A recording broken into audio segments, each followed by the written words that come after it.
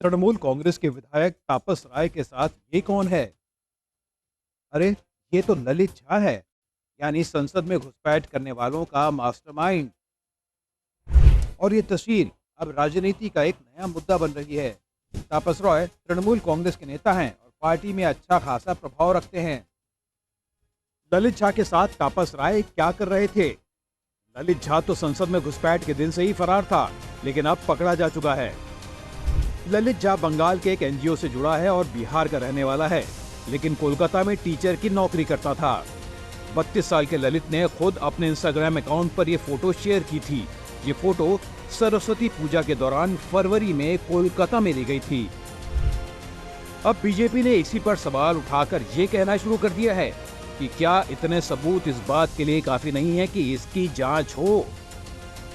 Party का ये भी कहना है कि इस मामले के तार कहीं न कहीं राजनीतिक दलों से भी जुड़े हुए हैं। हालांकि तापस राय ने इस बात पर सफाई दे दी है और कहा है कि वो एक राजनीतिक दल के कार्यकर्ता हैं और उनसे बहुत सारे लोग अलग अलग जगहों पर मिलते हैं और इन सब की जिम्मेदारी वे नहीं ले सकते। और वैसे भी पार्लियामेंट की सुरक्षा का मसला एक बड़ा गंभीर विषय है। इस तरह के आरोप लगाकर मामले की जांच को इधर उधर भटकाने की कोशिश की जा रही है, जो सरासर गलत है। लेकिन बात सिर्फ इतने तक सीमित नहीं है। देश के लोकसभा चुनाव कुछ ही महीने दूर हैं और इस मामले को राजनीतिक रंग तो पार्टियों ने शुरू से ही दे दिया था। वास्तव में सत्ता और विपक्ष दोनों ही इस मामले का फायदा उठाने की कोशिश में हैं। विपक्ष ने इस मसले पर बीजेपी के मैसूरू के सांसद प्रताप सिम्हा पर आरोप लगाया था और कहा था कि उन्होंने ये पास जारी किए हैं, इसीलिए उनकी सदस्यता रद्द होनी चाहिए और उनके खिलाफ जांच अलग से की जाए। इसी बीच एक और महिला की पहचान हुई, जो महिला संसद के बाहर यही पीला धुआं उड़ाते हुए पकड़ी गई थी। इस महिला का नाम नीलम वर्मा आजाद है। उसको लेकर ये भी बातें हो रही हैं कि वो लगातार सरकार विरोधी आंदोलनों में हिस्सा लेती रही है।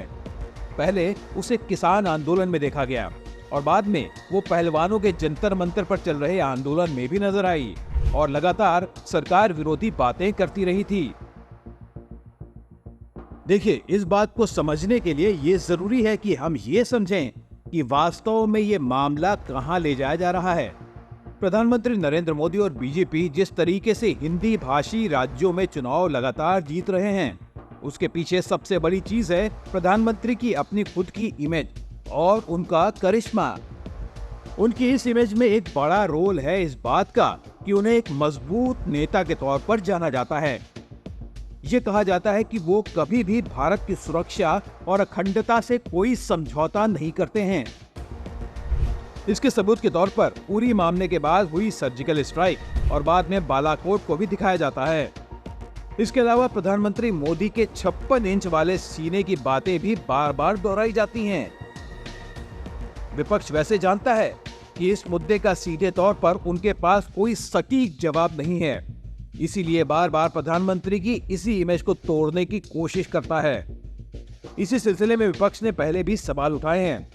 विपक्ष पुलवामा आतंकवादी हमले पर भी सवाल उठाता रहा, जिसमें सीआरपीएफ के जवान मारे गए थे। खुद राहुल गांधी ने पूर्व राज्यपाल सतपाल मलिक के साथ बैठकर एक इंटरव्यू किया था। आपको याद होगा दोस्तों, इस इंटरव्यू में सतपाल मलिक ने इस मामले में सीधे प्रधानमंत्री मोदी को संदेह के दायरे में लाने की कोशिश की थी। इसी तरीके से चीन के मसले पर भी राहुल गांधी लगातार कहते रहे कि प्रधानमंत्री मोदी भारत की सुरक्षा नहीं कर पा रहे हैं। चीन भारत की सीमा में घुसता चला जा रहा है और काफी बड़ी जमीन का टुकड़ा कब्जा चुका है। अब ऐसे माहौल में खासकर तब जबकि 3 बड़े हिंदी भाषी राज्यों में बीजेपी की भारी जीत हुई हो और 2024 का इलेक्शन भी कुछ ही महीनों बाद होना हो, विपक्ष के लिए इससे बड़ा मौका कुछ नहीं हो सकता कि प्रधानमंत्री के मजबूत नेता वाली इमेज पर ही हमला बोला जाए। शायद इसीलिए विपक्ष संसद में भी हंगामा ये कहकर कर रहा है कि बाहर की बात तो छोड़िए, आप खुद देश की संसद की सुरक्षा नहीं कर पा रहे हैं। बीजेपी को घेरने की इसी कोशिश में सबसे पहला हमला शिवसेना सांसद प्रियंका चतुर्वेदी ने किया, जब उन्होंने कहा कि मैंने तो 2 दिन पहले ही कहा था कि सरकार को संसद की सुरक्षा पर ध्यान देना चाहिए, क्योंकि खालिस्तानी आतंकवादी पन्नू धमकी दे रहा है कि वो संसद पर हमला करवा देगा।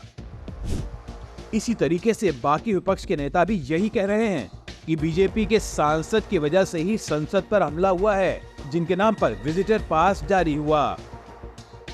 विपक्ष सांसद के खिलाफ कड़ी कार्रवाई की बातें कर रहा है और इसी को लेकर लगातार संसद में जो हंगामा होता रहा, उसके बाद 14 सांसदों को निलंबित किया गया।